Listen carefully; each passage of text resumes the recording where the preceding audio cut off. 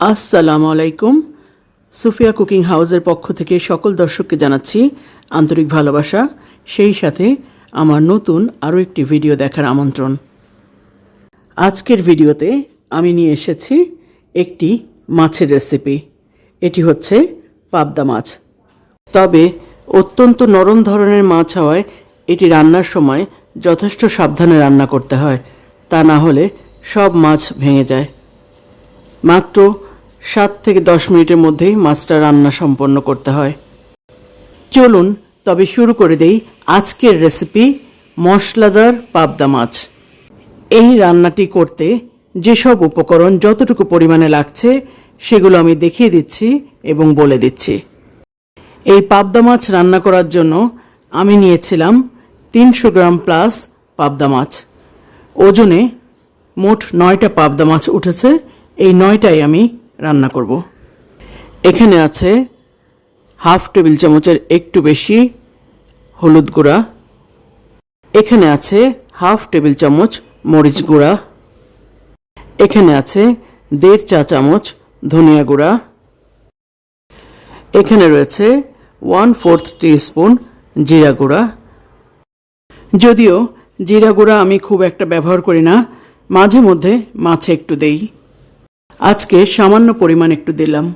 এখানে রয়েছে 1.5 চা চামচের মতন লবণ, এখানে আছে 1.5 কাপের মতন টমেটো ফালি করে রাখা, এখানে আছে 1.25 টেবিল চামচ রসুন বাটা, আর এখানে রয়েছে হাফ টেবিল চামচ আদা বাটা, এখানে রয়েছে 1.25 কাপ পেঁয়াজ বাটা।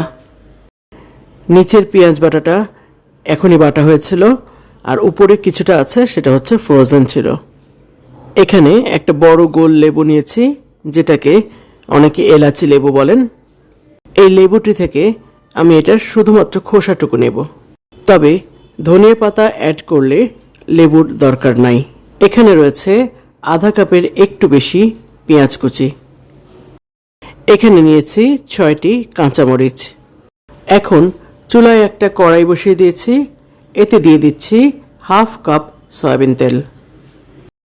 তেলটুকু গরম হয়ে গেলে এতে দিয়ে দিচ্ছি পেঁয়াজ কুচি। পেঁয়াজ কুচিগুলো নরম হয়ে গেলে দিয়ে দিচ্ছি সব বাটা মশলা। বাটা মশলাগুলো দিয়ে একটু নেড়ে এতে দিয়ে দিচ্ছি লবণ সহ সব গুঁড়া মশলা। 1-1.5 মিনিটের মতন মশলা কষিয়ে এতে দিয়ে দিচ্ছি ফালি করে রাখা টমেটোগুলো। টমেটো দিয়ে 1 মিনিটের মতো নেড়ে এটা ঢেকে দেব 5 মিনিটের জন্য। চুলার আগুনটা রেখেছি মিডিয়ামের থেকে একটু কম। এই পর্যায়ে কোনো পানি দিচ্ছি না, কারণ মশলাতে পানি আছে, টমেটো থেকেও পানি বের হবে। 5 মিনিট পরে আমি পানি দেব। 5 মিনিট পরে এসে আমি একবার এটা নেড়ে দিচ্ছি আর দিয়ে দিচ্ছি 1.25 কাপের মতন পানি। পানি দিয়ে আবার একটু নেড়ে ঢেকে দেব আরও 5 মিনিটের জন্য। 5 মিনিট পর এসে আমি একটু নেড়ে দিলাম এবং টেস্ট করে দেখলাম যে লবণ একটু লাগবে, তাই আন্দাজ মতো লবণ দিয়ে দিলাম, আর সাথে দিয়ে দিলাম 6টা কাঁচামরিচ। কাঁচামরিচগুলো দিয়ে একটু নেড়ে আবারও ঢেকে দিচ্ছি 3 মিনিটের জন্য। কাঁচামরিচগুলো দিয়ে ঢেকে দিলাম, এর কারণ হচ্ছে 3 মিনিটে এর সুগন্ধ ছড়াবে এই কড়াইয়ের ভিতরেই, আর যতটুকু সিদ্ধ হওয়ার মরিচটাও সিদ্ধ হয়ে যাবে। কিন্তু মাছ দেওয়ার পর যদি আমি কাঁচামরিচগুলো দিতাম তাহলে আর নাড়াচাড়া করা যেত না এবং দেওয়ার পরপরই নামিয়ে ফেলতে হতো, মরিচের সুঘ্রাণটাও সেভাবে থাকতো না, তাই আমি এভাবে করলাম। এখন কড়াইয়ের ঢাকনাটা খুলে আমি এতে মাছগুলো দিয়ে দিচ্ছি। মাছগুলো দিয়ে খুব আলতো হাতে একটু তলা থেকে নেড়ে দেব। আলতো হাতে মাছগুলো নেড়ে দিয়েছি। এখন 3 মিনিটের জন্য ঢেকে রাখব। এক পাশে 3 মিনিট হওয়ার পরে আমি আবার এক পাশে উল্টে দিচ্ছি। খুব আলতো হাতে একবার উল্টে দেওয়ার চেষ্টা করছি, ভেঙে যাওয়ার সম্ভাবনা অনেক বেশি, কারণ খুবই নরম এই মাছ।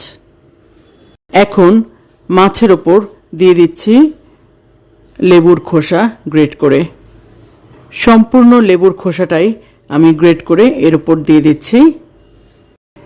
লেবুর খোসা গ্রেট করার পর আরও 3 মিনিট ঢেকে রাখছি। আমি রান্নাটা দেখাচ্ছি। আমার রান্না পুরোপুরি শেষ। আমি চুলাটা এখনই বন্ধ করে দেব।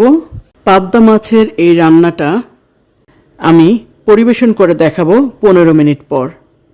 দর্শকবৃন্দ, আমার আজকের এই মশলাদার পাবদা মাছ সম্পূর্ণরূপে তৈরি হয়ে গেছে। লেবুর খোসার জন্য সুন্দর একটা স্মেল ছড়াচ্ছে এই ডাইনিংয়ে। দর্শকবৃন্দ, আমার আজকের এই পাবদা মাছের কালারটি দেখে নিশ্চয়ই আপনারা বুঝতে পারছেন রান্নাটি কতটা মজা হতে পারে। মাছটা আমি যতক্ষণ রান্না করেছি সর্বোচ্চ 7 বা 8 মিনিট হবে। এই সময়ের থেকেও বেশি সময় ধরে মশলা কষানো হয়েছে, টমেটো গলানো হয়েছে এবং মরিচ 3 মিনিট বাড়তি সময় নিয়ে সিদ্ধ করা হয়েছে। তাই স্বাভাবিকভাবেই মাছের কালার এবং ঘ্রাণ ভালো হওয়ারই কথা। দর্শকবৃন্দ, আমার আজকের এই পাবদা মাছ রান্নার রেসিপি এবং ভিডিও যদি আপনাদের কাছে ভালো লেগে থাকে তবে দয়া করে আমার ভিডিওতে একটি লাইক দিয়ে দেবেন। আর যারা এখনও আমার চ্যানেলটি সাবস্ক্রাইব করেননি দয়া করে সাবস্ক্রাইব করে আমার পাশেই থাকুন। আজকের মতো বিদায় নিচ্ছি।